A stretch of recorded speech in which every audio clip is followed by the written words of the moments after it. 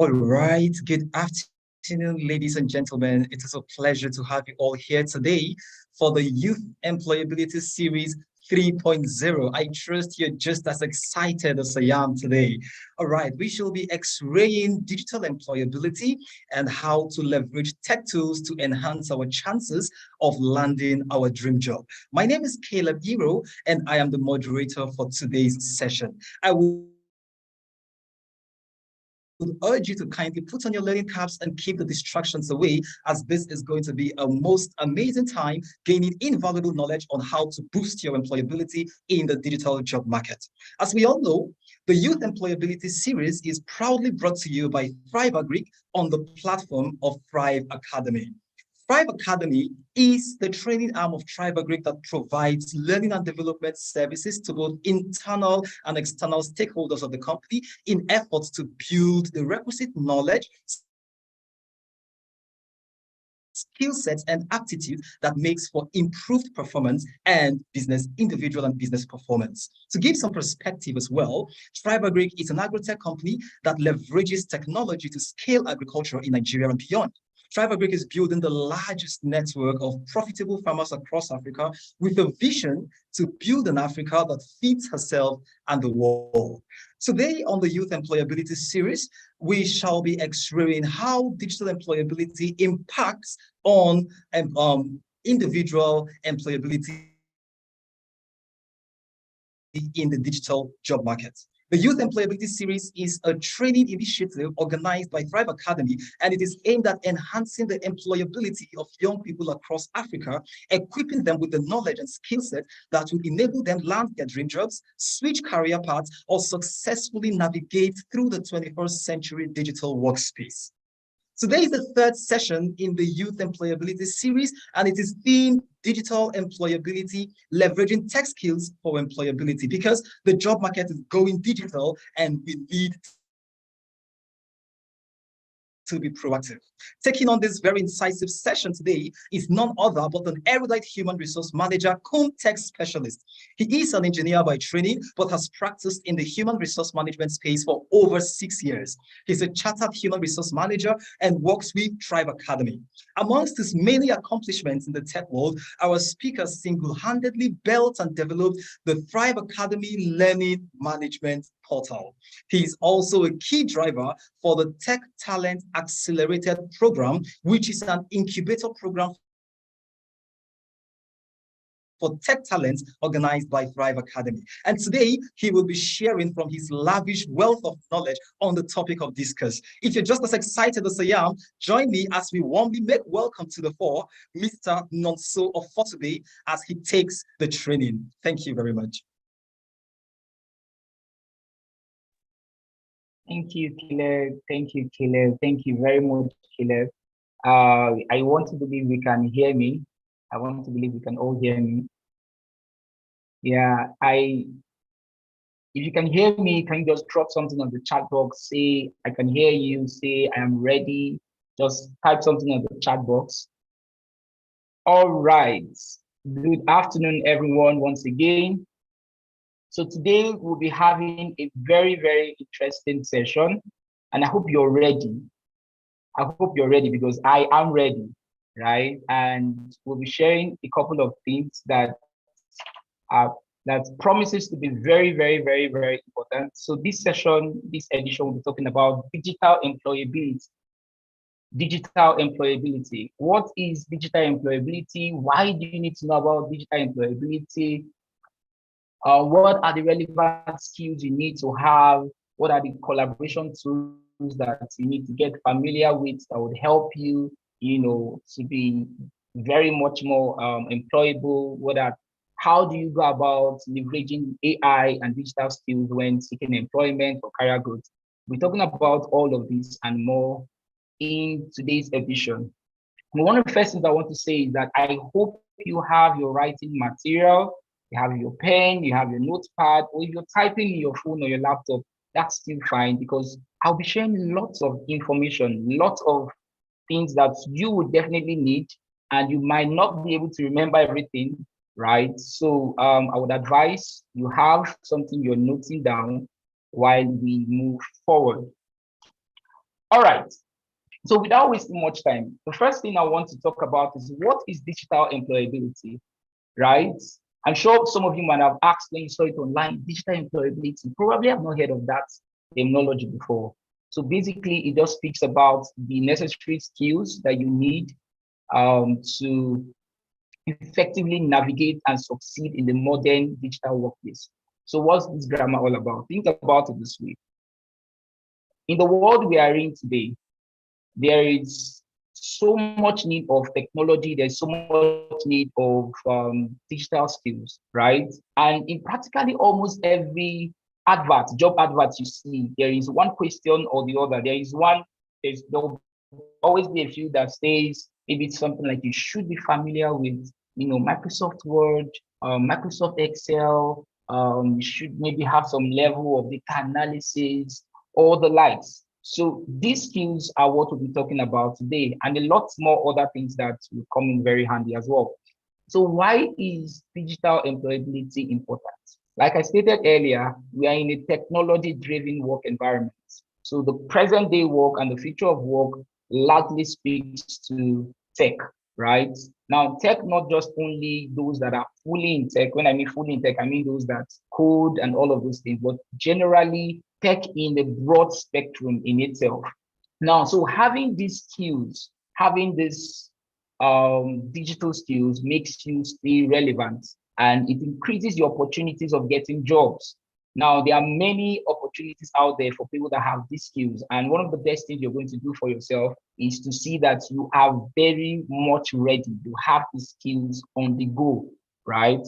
Now, in the workplace of today, the place of automation and artificial intelligence cannot be overemphasized, right? Because employers are looking for people that can make routine tasks faster. They're looking for people that can bring up knowledge, of how to make their work better, easier, faster, make them make more money with less time, increase productivity time, and all of those things. So if you have the skills,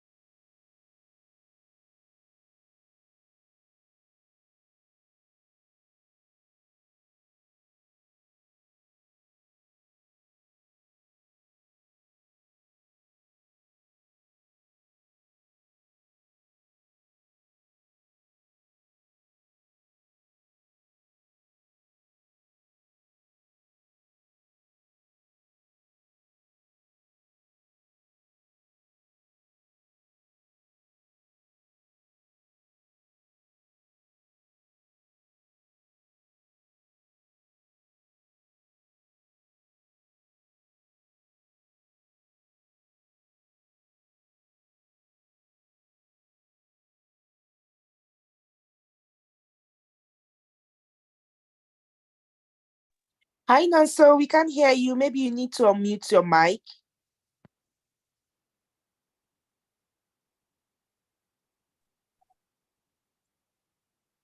okay, sorry about that. I was muted after the network glitch. So I'll just go back. So I was talking about digital communication and networking. And so from what we're saying, so digital communication, this speaks about every communication that is done online, right? Either you're sending emails or you are interfacing with people, you're connecting with people on LinkedIn or any other professional network. We're talking about certain things you need to know that would help you to stay, professional, right? Another reason is that there is a huge demand in the job market. There's a huge demand in the job market for those people that have tech skills or have digital skills, right? And finally, on this slide, one of the reasons why you need to have these digital skills is because now let me even give an example. My parents, for instance, right? They are not too digitally inclined, and I want to believe most African parents are the same, right? They are not too digitally inclined such that even if you're trying to teach them how to use a software, it might take them a while. First of all, they are not even so interested. And even when they decide to put their mind to it, it might take them a while to get used to it. Now, if they over time tend to give attention to learning these things again and again and again, you find out that they become more adaptable to any new software. Now, this applies to every one of us. You need to have an open mind towards learning things around tech, around digital skills, around anything around the technology sphere, right? So this is so very important. Now, I would also talk about remote work and flexibility. Post-COVID era and generally in the digital age, where we are currently, most organizations, they work remotely, or there's some form of flexibility. Either you have a hybrid setting or it's totally remote. What does this mean? This means that you might be working with some people in the same organization, but you don't see yourself frequently. So there are some collaboration tools you use that will probably help you connect better, get some jobs done easier, and a number of all those things. So these are some of the things we will be talking about as well. Most companies as well also require some level of data literacy. These just majorly mean you should be able to, have data entry skills, data management, some basic things around data interpretation, data analysis, even if it's on the basic level, right? This would come in very, very, very helpful, right? So having this knowledge also would be very important. Career advancement. So maybe you started your career, and you're looking for maybe having a switch, or you're looking at growing in the current career that you have. For every form of growth, either at organizational level or individual level, there is usually a place of technology. There's usually that place of digital knowledge, digital skills, and these things are very, very, very important. If you are also a freelancer and you want to explore opportunities in platforms like Upwork, Fiverr, and a number of other freelancing platforms, having these two skills will definitely set you apart, because peradventure, the skills about maybe graphic design, data analysis, and what have you, right? These things would actually give you opportunities to make money, right? Either as a side hustle, or that's what you actually focus on.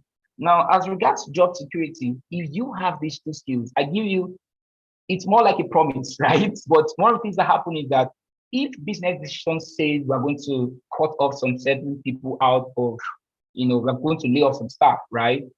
One of the things that would give you an edge would be that you actually have some necessary skills or knowledge that speaks to where the company is going to in the nearest future, right? Because there's a lot they want to do that you've gone ahead of your peers, you've learned about things, you're active online, you're going through courses, you're learning, what is the next phase of things, and you give yourself that edge over your peers, which is very, very necessary and important.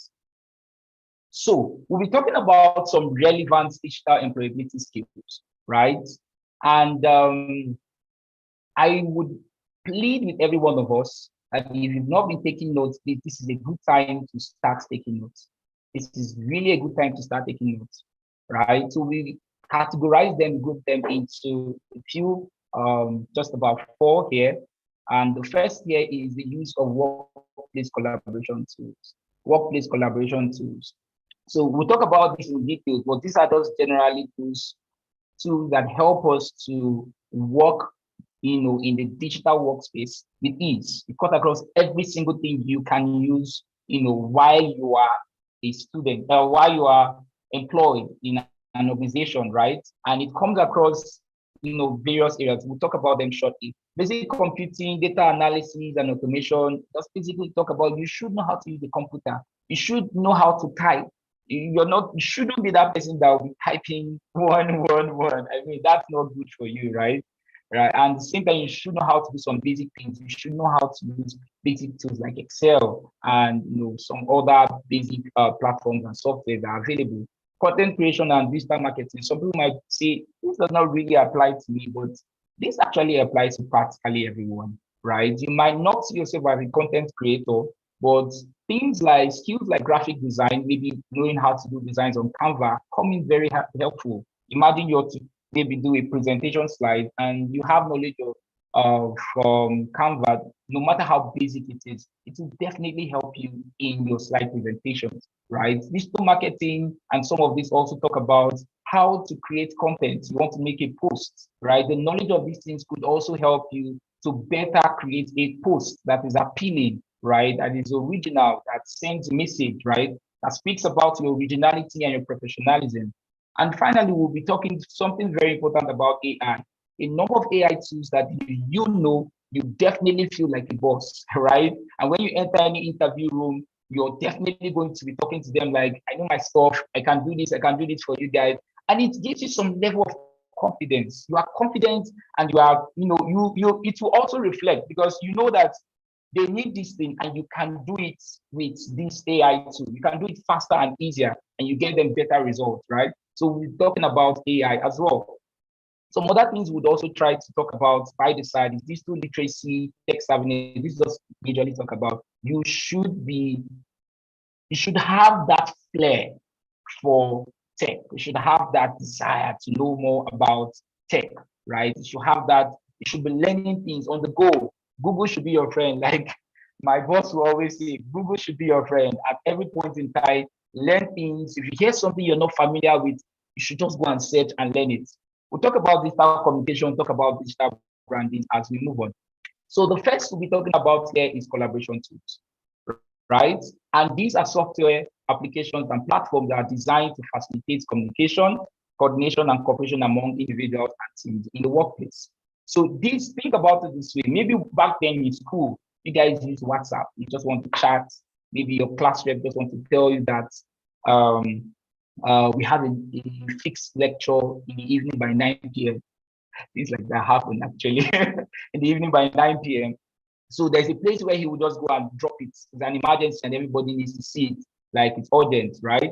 So that is a tool, right? In that sense, where people get to communicate. There could be a couple of others that you probably use. Back then in school, we used Gmail. Yes, not every school used that, but we used Gmail to send, I think just one particular lecturer actually was so fond of it. So we use some things like, Google Hangouts. Now it's been changed to chat, Google Chat and Google Spaces and all. So we get to communicate there and he gets to give us something, assignments, and then we send an email and all. So think about that in the workspace, right? All these things that you can use to collaborate, right, together. These are what we call collaboration tools. We categorize them into 5. We won't talk about all of this, right? Because some of them are a bit, not necessary for this particular session, but it's good you know them. So if you could take a screenshot very quickly, because I'll be jumping this ASAP, right? So for the communication tools, you should be familiar with it. You should have a Gmail, and your Gmail should not have a name that does not speak well of you. So we've seen some very interesting names that are not good, right? It could be sending an information that is not who you are. So it's something simple, Daniel, something simple. You could just use your name and your surname, and that's perfect, right? Instant messaging. A number of organizations use what we call communication channels, right? And these channels, they are not always, most times they are not WhatsApp. Now, this does not mean organizations don't use WhatsApp to communicate, but official communication channels are usually things like Google Chat, Google Spaces. You have Twist, you have there are a number of them really, and depending on what the company wants to use, some use Slack, depending, right? And these are just samples. You should get familiar with it. Video conferencing, starting from when you're invited for interviews, you need to be, especially nowadays, a lot of organizations do virtual interviews. You need to get familiar with Google Meet, get familiar with Zoom, get familiar with Google Teams, Microsoft Teams. These are very essential.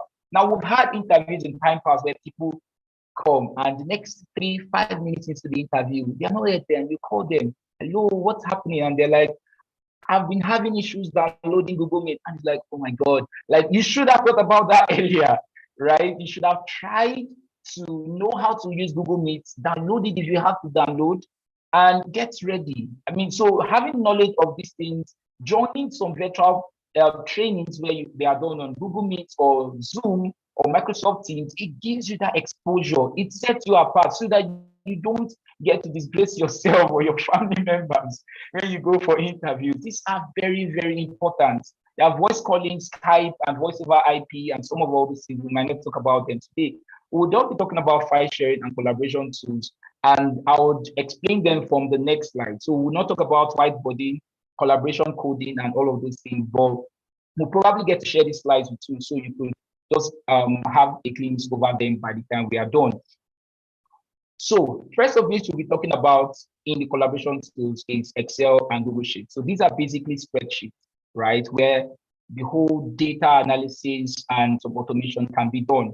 What are the things you can do in Excel? So we'll not spend time on this, but I'll just talk about them very briefly.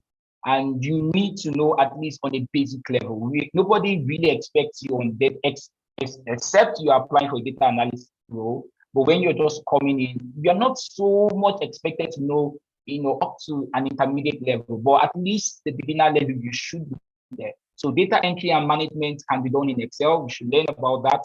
Calculations and formulas can be done in Excel. You should know about that. There's a joke I usually crack when I say, what do you need a calculator for when you have Excel, right?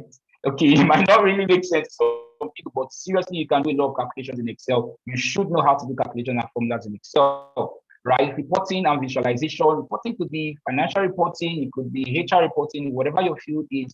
You could use things like pivot table to do summarize data and reporting and all of this. Visualization, you should know that you can create awesome graphs, awesome charts, and dashboards that looks very beautiful and communicates, data with Excel. So you should learn about that. Data cleaning and transformation, tracking of tasks, project management, automating emails and notifications, right? So sometimes you see, maybe you just fill a form and immediately you got an email like, were these people waiting for me to just apply before making I fill this? Immediately I got an email, not up to 1 minute or 1 second or how many seconds later, right? These things are done by automation, right? And they can be done in Excel. You should go and learn about some of these things. Budgeting, financial planning, you want to track expense and all of those things, you can do them in Excel. Inventory management, right?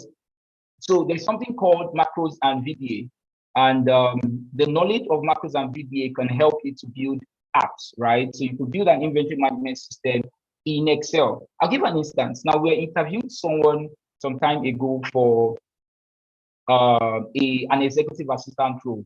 This does not totally apply. She doesn't necessarily need to know about macros, right?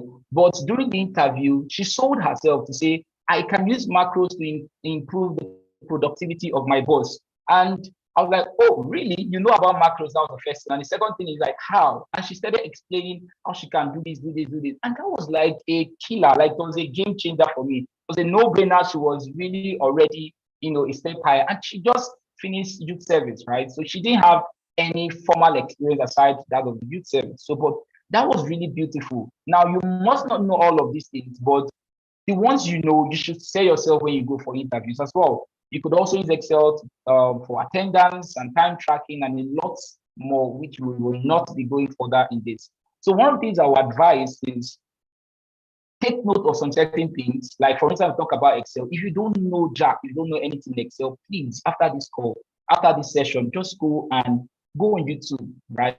It's as basic as YouTube is, and just beginners level in Excel, watch 1 or 2 videos, learn some things, practice your system, and you move on, right? It will help you. You can add it to your CV. I have Excel skills. It will help you. Now, the next is Google Workspace. So we'll be using Google as an example to talk about a lot of collaboration tools, that are used in the workspace. The good part that Google, one of the things that Google did is that they thought about every single thing that could have been done in a normal physical setting, and they tried to create a virtual software for them. right? So imagine you want to write a letter and you want to say, oh, yeah, clerk, carry the letter and move to this company and give them. There is Gmail, right? So there are a number of things. So I will not waste time. We'll just go straight into them. And I'll talk about their variants in other platforms as well. Now, Google Doc. A number of you are used to Microsoft Word. It's practically the same thing, right? So if you know how to use Microsoft Word, you will not have a problem with Google Doc. It's basically just, an open blank sheet where you get to type, share information, share data. A number of things can actually still be done. You can collaborate as well on Google Doc with a number of people typing in the same Google Doc at the same time, different locations and all of those things. I won't waste time on this. Google Calendar. Think about it this way, as those calendars that you have, if you want to tick, you want to set a reminder, right? You want to schedule events, you want to plan, right? So Google Calendar gives you that opportunity, right, for individuals and teams to effectively manage their time and schedules. Now, with Google Calendar, you can also fix meetings, right? So they have an option of where you can create video conferencing links, so you could fix meetings and invite different people. Hey guys, let us meet by this time. Interviews can be fixed through Google Calendars, right? As well, a number of things can be done here as well. You should get familiar with it. And if you have a Gmail account, you have access to all of these things. There might be some limitations here and there, but you have access to all of these things, right? Google Forms. Think about a typical form where you get to fill surveys, questionnaires, anything you use to collect data from people, right? But this time around virtual. Now, there are other ones like your jot forms. There are a number of other platforms, right, that also do the same thing. So you should get familiar with Google Forms. The form you use to apply, register for this event, right, was also in Google Form. So you can also use it to do quizzes. You can set quiz, you can use it to do a couple of things. You should get familiar with what Google Forms can do. So in case you're asked, you should tell them, you can tell them that, oh, I know how to use this. I mean, I've used it a number of times, right? It gives you that confidence as well. I won't talk about Google Sheets. I've talked about it when I'm talking about Excel. So, so I'll dump that for now. Google Meet. Google Meet is a video conferencing and online meeting platform and is developed by Google. Now we have other variants like Microsoft Teams. We have Zoom and a number of other ones, but you should get familiar with it. I talked about it when I was explaining earlier, so I would skip this for now as well. Google Slides. If you are familiar with Microsoft PowerPoint, Google Slides will be a walk in the park. What is it used for?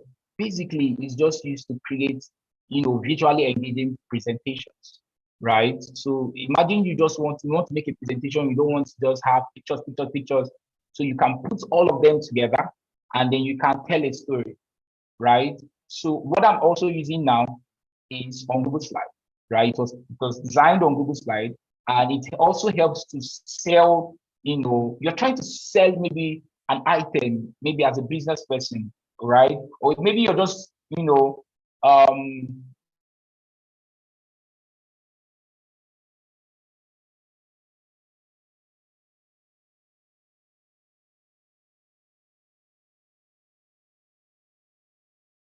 right? And it's practically the same thing with Google Slides. Okay, now back to AI and employability.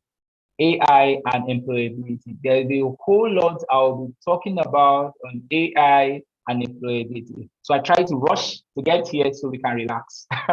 So there's a whole lot on AI that we'll talk about, and I hope you are ready to learn, right? AI is actually a subject that every one of us should be familiar with already. If you don't know about AI, you are wrong, right? You are wrong, actually. What is AI? Basically, artificial intelligence. Think about it this way. Think about it this way. You know how to do maybe a cover letter, right? But there is a professional somewhere that knows how to do it better.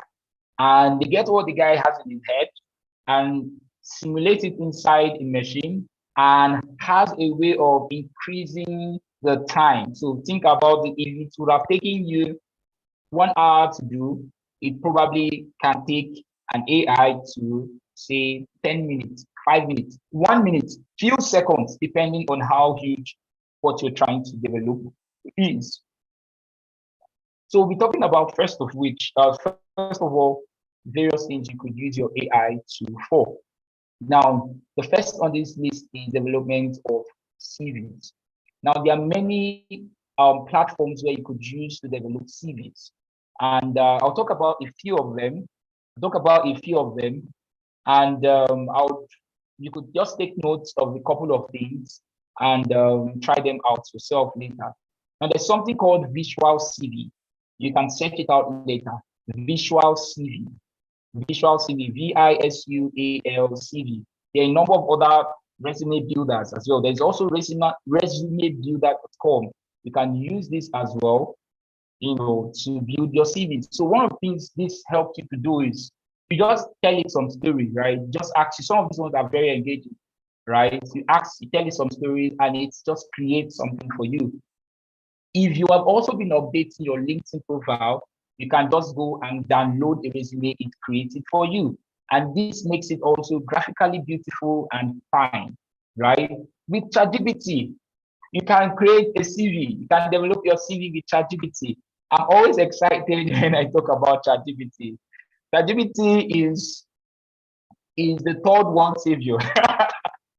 Okay, that's the truth, but that's actually what some people call it, right? The third world savior, right? Especially for people in our world. So ChatGPT has information about you, or you can source information about you. How does this work? You can go and Google yourself, or not Google. Ask ChatGPT about yourself. You can ask, tell me about treatment so or for today, and it will give you also information about you, right? It goes online and to create a CV for you, right? You can tell it to create a CV. You put your name, you put a number of information you want it to do, and it will create something for you. The only difference is that you still have to now copy it, paste in a Word document, and then probably rearrange it the way you want it to look like and all of these things. So that's why some resume builders might be perfect or better for creating CVs. I'll talk about ChatGPT in a while. There's a whole lot I want to share there that would come in very, very helpful. And why am I saying this? There's something about prompts. A lot of times, the issues people have when they go on ChatGPT is that they go and try it, and it's not really giving me what I want. The truth is that you did not use the right prompt. Yes, so that is usually the problem, right? Prompts are the instructions you give to the AI, to whatever AI, ChatGPT in this instance, and it helps them to understand what you really want and gives you better results. So at the end of the session, I'll probably share some links that would help out. Maybe we'll drop it in the field, in the chat field on YouTube, where you get to see great AI prompts, right? I think that's what it's actually called. Greataiprompts.com, thereabout. I'll share the link, and that would help you. ChatGPT is not the only chatbot that's also very helpful, right? So for instance, now I've helped someone create a cover letter on Google Bard, right? Google Bard is a chatbot also that was designed by Google. We also have Cloud, Claude. The Bard is not B-A-D, it's B-A-R-D, right? In case you want to search. That's Google Bard, we have Cloud, we have Bing Chats, right? Bing is by Microsoft, right? And I've helped someone to create a cover letter for a role he was applying for in Google Bard. Very simple. Create a cover letter. Now, there are better prompts, right? Create a cover letter for Chukunonso or for today, applying for a HR manager role in private agri Nigeria, right? This is just very basic, but if you could give it some more information, it will create something awesome. Now, what will it do? It will pick information about Chukunonso. It will pick information about the HR role you are applying for. It will pick information about the private agri and the fact that they are in the agri sector, and it will create something very beautiful for you. You can tell it in one page, in 100 words, in 500 words, depending on their limitations, based on what maybe instructions that the recruiters actually ask for, right? You can do this and more in especially some of all this ChatGPT and some of all these platforms. Trust me, you don't want to miss out on some of all these opportunities. One of the things I also talk about as a disclaimer is, please, ChatGPT does not have, it's not so updated. I can tell you how to update yours, right, at a fee. That's just a joke. But I can tell you how to update yours, but generally your ChatGPT 3.5, which is the free version, you can only, it gives information up until 2021. So it means 2022 and 2023 information is not there. For example, if you ask it, when did Queen Elizabeth die? So tell me Queen Elizabeth is still alive. And we all know she's dead, right? So what does this tell you? If you need very updated information, you might not want to use that, right? Or there are some prompts, there are some extensions you will add. Let me talk about them now so I don't skip that. It's actually very important. Now, if you go to your ChatGPT, I wish maybe when we are done, I could share what my ChatGPT looks like. You notice it's different from what a couple of people's phone look like. So you can just go on Google. Please note these things down because they are not my slides, but they will be very helpful. Go on Google and search for AIPRN. You could type it out or write it down and try it later. AIPRN. So it's an extension for ChatGPT on Google Chrome. So once you do that, once you download it, you will notice what it does for you. It gives you lots of prompts, over some thousands of prompts, and it makes your trust me, when you do it, it's actually quite easy to navigate. But once you download it and install, right, it's something you do very straightforward. It's not a problem, right? You see how the ChatGPT would look different, and then gives you lots of prompts, human-like from the number of prompts. Another is Web Chat GPT. Web, WEB, Chat, CHAT, and GPT, right? Web Chat GPT makes your ChatGPT to be current. This is what it means. You can get information of 2023, in short, something that happened today, right? With your ChatGPT that usually a number of people only get 2021, right? So if you do that, it's also an extension the same way where ChatGPT, you try it on Google, you install it, download it, as an extension and you try it. So what will you do? Once it's clicked on, it gets information from online. It's like it works with search engines. That's how it works. So it works with search engines and gives you updated information. You can also, if you want it to give you references, maybe you know how you're doing a pen paper or a project work or your thesis or dissertation, you want to have those, you can tell it on APA style. It gives you all those things very clear and simple and better. Right, so there are a number of other ones. There's maxai.me. So what this one helps you to do, okay, I'm trying to be calm because there's a lot to say, and these are not even on my slide. Maxai.me. So what it helps you to do is that it helps you to navigate various platforms. So if you're going through any browser, like you're going to on any tab on your browser, any website rather, if you're going to any website, anything you're trying to type is giving you an idea. You're trying to reply an email, because it has seen the first email, it can help you reply better. It gives you an option. Do you want this? You can tell, no, give me something like this.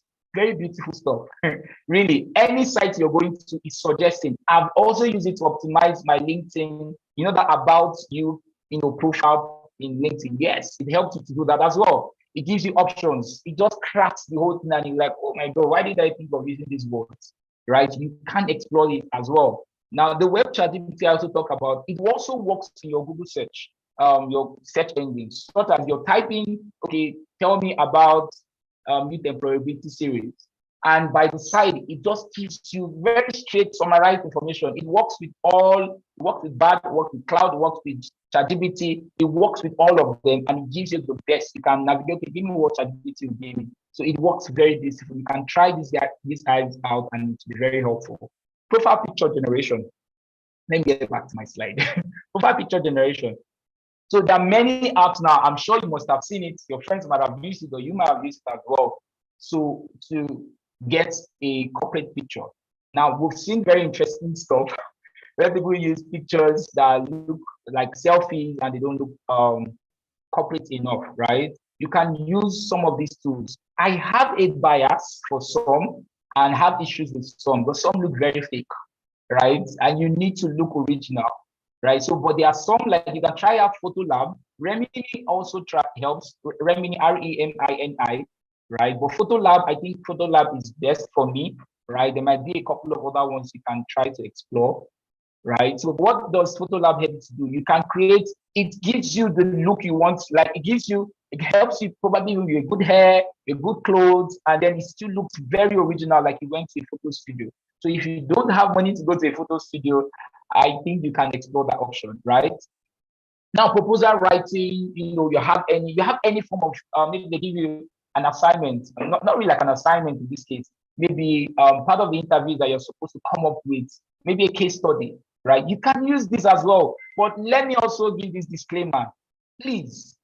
It could look not original. So one of the things I advise is don't leave your brain for AI. So right, don't drop your brain aside and you pick AI up. No, AI is supposed to be like, that mentor you reach out to and say, okay, I need to do this, can you help me? When the mentor gives you Baba, you have to reframe it, right, so that it talks about, it aligns with what you're trying to do. Do you understand? That's why we still have our brains, and it's not meant to make us to not be creative. It just helps you to come up with something that makes sense, really. So I'll just skip for the want of time. There are a lot of things. Our advice is to take a screenshot. There are lots you could use. So I've talked about the chatbots. I only spent time on the chatbots. There are ones you use to create videos, right? For different videos, there are productivity tools like Notion. There are the ones you use for design. There are ones you use for website creation. And yet you can do with ChatGPT, you can also create a landing page and create some website. So I have used it to create a landing page for someone. It's not what they are telling me. I have used it. So what does it do for you? Tell it what you give it a good prompt, and from there you would get the code it will give to you, and you copy and paste in whatever you're using, right? And it will give you a good website, right? So it saves you a lot of time, trust me. But you need to know the basics on how to go and edit those codes, right? There are things like zero GPT, where people used to know this person really use ChatGPT. So it helps you to paraphrase. We also have some paraphrasing tools. There's one I stated on this slide, paraphrasing tool.ai. You can use it as well to paraphrase it and make it look more human. Qbot is also useful, right? You want to paraphrase a sentence you want to send, maybe you want to send an email, or you got something from ChatGPT and you want to make it look more human, or you want to make it better. You can go to Qbot and use it as well. It's very helpful. You should also have Grammarly, right? Grammarly is also an extension, just the same way you added, your web ChatGPT and your AI PRM. You can add Grammarly. It's an extension for Google Chrome. It works with practically a good number of websites. So when you're typing, you don't want to look, like you don't know how to speak good English, right? Or type good English. So Grammarly would help you to correct. It gives you, oh, this line, not right. Change it to something like that. It doesn't just pick the errors, it suggests better words you can use. And it probably sometimes changes the whole sentence construction, right? You should use it. So you want to sound professional, you want to look like someone that knows, his or her onions. Very, very important. So like GPT is used for creating PowerPoint. There's also Slides.ai. There are a number of other ones that I would probably not talk about today because of time. Okay, so let's just wrap up with LinkedIn and digital footprint, right? Now, what is LinkedIn? It's one of the world's largest, platform for professionals to connect, to learn, to network, and a number of other things. So, and developing a compelling online presence through some of these platforms is a crucial aspect of building a successful career. If you don't have a LinkedIn account, you are wrong, right? You can go there and just go to linkedin.com and you create one. Very, very important, right? And then you engage, right? Try to update your experience, even if it's volunteer experience, update your school, education status, any training you go, you put your certifications there. Very, very important. Why? It's like a virtual resume that people get without asking you for.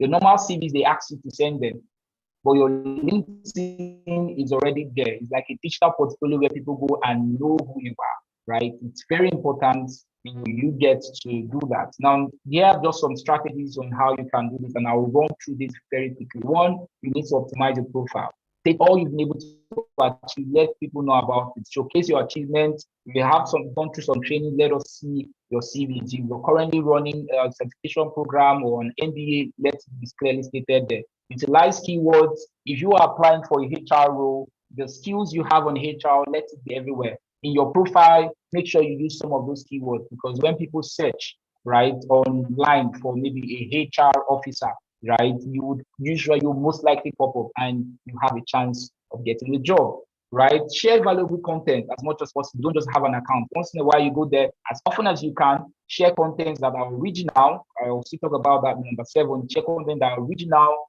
Share content that speaks of someone that has sense, right? Content that are valuable, right? Build a network. Like, comment, network, share, post posts of people that you feel have gone ahead of you. Follow them, know what they are talking about, learn from them, reach out to them if you have to. Hello, please, I want you to mentor me online, or can I meet you physically, or can you spare some time, or do you have a mentorship program? I don't mind paying for it. You can do that on LinkedIn. It will help you, right? Engage actively. Request recommendations. If you volunteered somewhere, they could give you a recommendation. It will add like some shining stars on your LinkedIn profile as well. And stay consistent as much as possible. Try to keep tab. Don't go there once in a year. As often as you can. Also monitor analytics. And finally, we'll talk about digital footprints. Digital footprints. Digital footprints refers to the traces and records of your activities online. Let me give an instance. Think about you're moving from point A to point B to point C in the sands of the ground, right? So there are traces of the fact that A left here, or this person left here, or this other person passed through here, such that you can be traced. That's pretty much what it is like when you go through the internet. They say the internet never forgets. I believe that. Why? Because tomorrow or next year, next 5 years, you might be maybe vying for a position, or maybe a role you're trying to apply for, and HRs will actually check the footprints, do what we call background check. And we'll probably go online and we'll just search and we'll find, this person, no, it does not align with our values. Why? Because some of the words you use online, some of all this, Twitter arguments. I'm not against Twitter, right? But mind what you post there, right? Mind what you like and comment. The fact that you like the post also speaks to the fact that you agree with it. So you be very careful. So I stated a few tips here. There are a number of tips you should know, but one of the first things that I feel is very important, you need to think before you post. You can share with a friend, what do you think about this? You can think around it. What can someone else interpret this to be, right? And this is very important. Avoid online arguments. Don't go and start being a bully or fighting people online, right? Especially if you know that it does not tally with the kind of career you're trying to build. It's not so helpful, right? Monitor tags and mentions as much as possible. One of the things that happens, right? I was going through one day and I saw that someone tagged me in a post. I didn't even know, it was over a week ago, in a post that this is totally not me, right? If someone has searched for you, you still pop up, right, in that post. So you need to monitor some tags and where you've been mentioned, and you could remove those tags. And if you need to block some people or whatever, that's on extreme cases anyway. Do what you have to do. Google yourself often. Google yourself often. Now, when you Google yourself, you either see that nothing about me is online. I need to create footprints, positive footprints online. Or you see that there are some things about me that I don't like. You either need to pull them down, or you need to change what I've spoken about you, change the narrative. Anything you have to do, you do that, right? These are just some out of a number of other things, right? You also need to have a good security, because people can hack you easily and create some footprints that you never pass through, like create footprints in places where you never went. You need to also have that in mind as well. And finally, as a form of a recap of all we've said, right? One of the first things you need to do to develop digital employability skills, right, and to stay digitally employable, right, is that you need to assess your current skills. What are the skills I have? So a lot has been said today. Can I do this? Do I know about this? What are the things I need to learn? It's like a self-examination. Do this very often. right? I've gone through many, this is you speaking, I've gone through many, I've applied for many roles. Why have I not been this thing? You check, what are the things they requested for? You say, this person needs to have skills in Excel, or person needs to know about this or this or this. Have you learned them? Go online, learn. So there are a number of platforms, right? There's LinkedIn Learning, there is Coursera, there is Allison, there is there are a lot of them, really. And there's YouTube. A lot of them be played on YouTube. YouTube has one of the best, content online. It might not be structured. That's just it. It might not be structured, but you can learn in bits and pieces as well, right? So you need to assess your current skills, know the things you need to learn, and start acting as soon as you can. Practice digital communication skills. Be online. Chat as often as you can. But whenever you want to chat, have things like Grammarly that will help to correct your sentences and all of those things. There is something also called, I did talk about Pi. PI is a personal assistant chat on WhatsApp. So I chat with Pi a lot. I ask it questions like a friend. I'm asking, hey, what do you think about this? I need to do this. And it gives me ideas. It's also an AI tool. You can think of, you can get it and use it as well. Build proficiency on collaboration tools. We'll talk about them, know the ones you need to learn and start learning them. Leverage online learning platforms. I also talked about a few of them. Go and start learning. Go and start learning. Learning is never excess, right? It's never excess. Always learn and keep relearning and unlearning what you need to unlearn and keep relearning.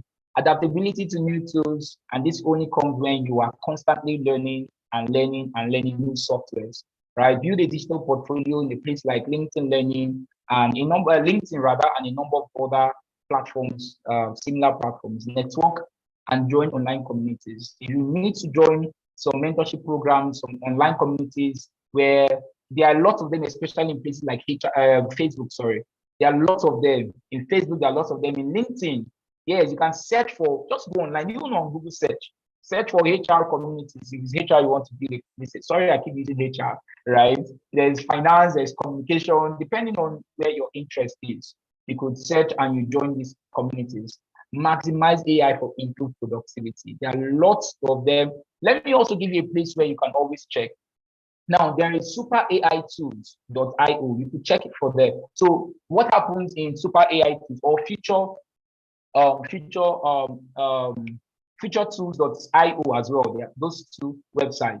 So they update on a daily basis. Any AI tool that comes in and is helpful, you'll find them there.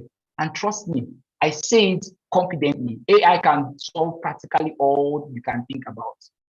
Yes, it's either they've not yet done it, right? AI they can build. I mean, you know what Mr. X has done. I don't want to go into some of those things, right?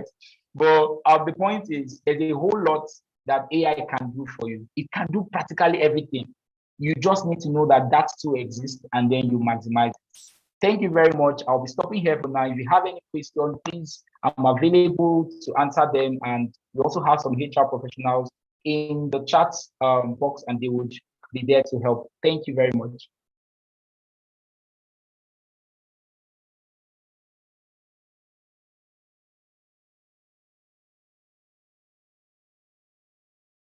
All right. Thank you so much, Nanso, for that very incisive session. Friends, could you please use the emojis in the chat box lavishly to show your appreciation to our speaker? Thank you so much. That was a lot. We appreciate you for that session. How were you able to dish out so much knowledge in a short time? Such a delight. I believe we gained as much as well. You know, Nonso said a lot about the benefits of AI, but one thing that stood out for me was when he said, do not leave your brains for AI. That was profound. I mean, our brains should not be redundant just because AI is in abundance. Thank you so much, Nanso. That got to me a lot. All right, please, we have an attendance sheet for this session. We have it dropped in the chat box. So kindly fill that out quickly and leave us a feedback to help us improve on our subsequent sessions. We will go on right away to the question and answer session right away. So please, if you have a question, I would love that you use the chat box, okay? Type in your question very quickly. We have just a short time for this session, all right?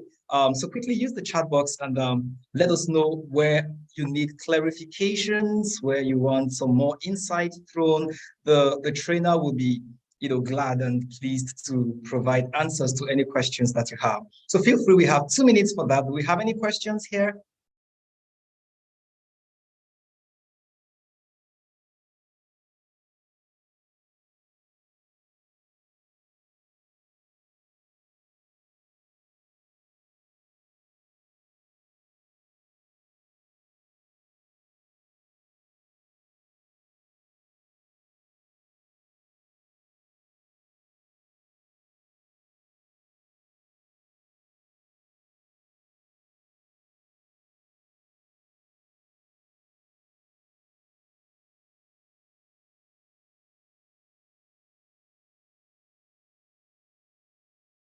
Okay, anyone coming through with a question?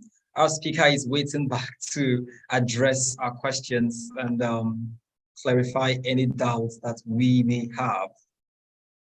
All right, I see one question coming from Lumer, and he or she says, how can one get the Pi AI for WhatsApp?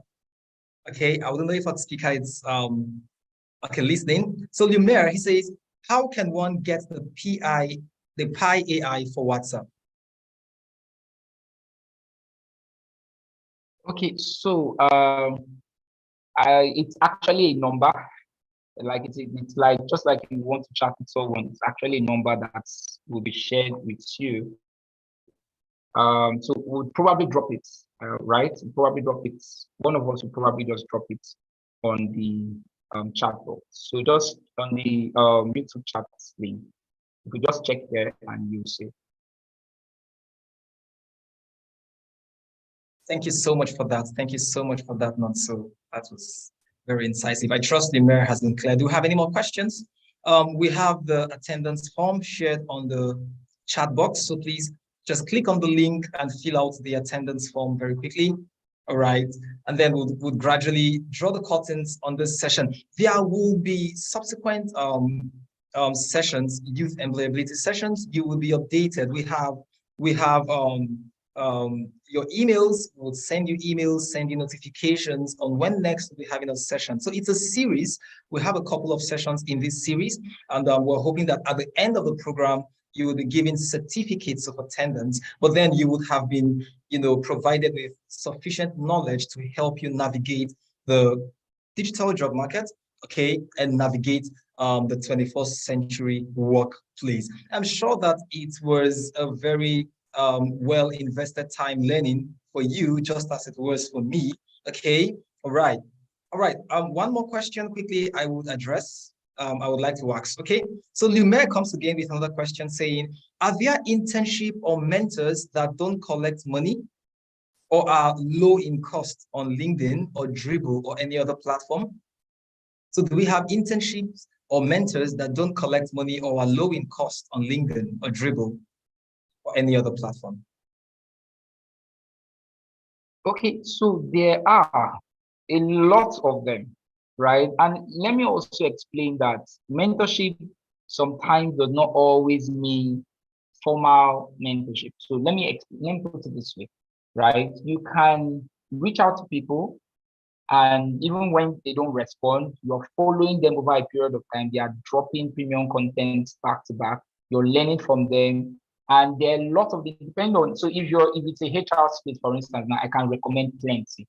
There are a number of people that they have different online communities. You join them and they have different sessions. So what you need to do is you need to search, right? And then you need to start from the one you see, from there you keep migrating. So I'm not so sure where your interest is, and that would have helped me probably properly channel you aright. Or you could search online, search on Google. Google is a good friend, right? Like I said earlier, search on Google for talk about Dribble. So you might be interested in product design, right? We go on product search about product design mentors. We also have a TAP program, Tech Talent Accelerated program. Even though it will be kicking off again, the next cohort will be kicking off next year, and you could apply. You have mentors that will directly attend to your need to train you, and it's for free, really, right? So this is just one out of a number of other opportunities that are available for you.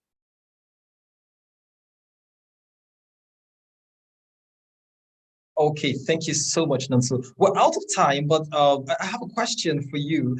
Someone dropped a chat and asked, you mentioned in the course of your session that the LinkedIn platform is the professional space where job seekers, people seeking to get maybe switch careers or get job, in several industries could go and brand themselves. All right. So what are some of these key points that could help with LinkedIn optimization? What are those points that we could take note while building our LinkedIn profile and then, to put ourselves out there as professionals and people who are capable of the job?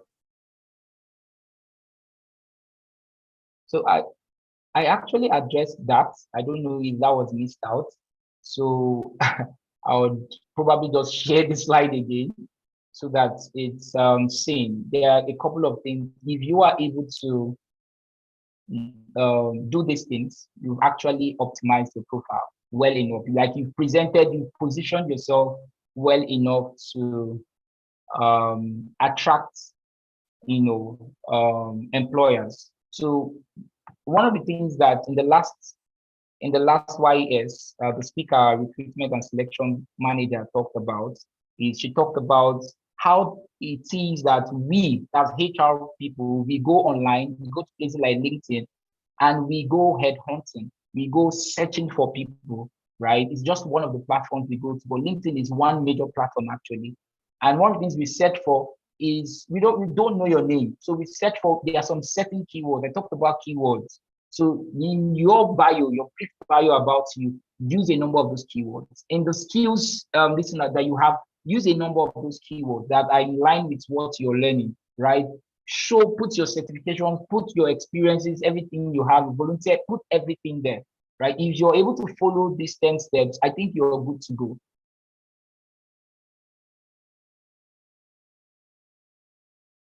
Okay, thank you so much for providing insight on that. Thank you for revisiting that that area. Thank you. All right. So in the absence of any other question, we will draw the curtains on this session, and then we'll look forward to having you in the next session that will be coming up sometime next month. You will be sent a mail. You'll be duly informed on when the next session will be coming up, and then please do yourself good to join in because we have another amazing area of discourse to address in the next session. Thank you so much, Nonso Daniel, for being so kind to share from your wealth of knowledge and for taking the time out, to help us upskill and then gain knowledge that will help us in the digital workspace and to get a jobs, to land our dream jobs in the 21st century digital job space. I want to appreciate everyone who made it to this session today. Thank you so much. I trust that you had a very, very beautiful time. We will send you the feedback forms. Please do well to fill out the feedback forms and let us know where we should make some improvements in a subsequent series. Have a beautiful evening. Take care of yourself. Keep interested in learning because as the saying goes, learning never exhausts the mind. See you in the next session of YES. Goodbye.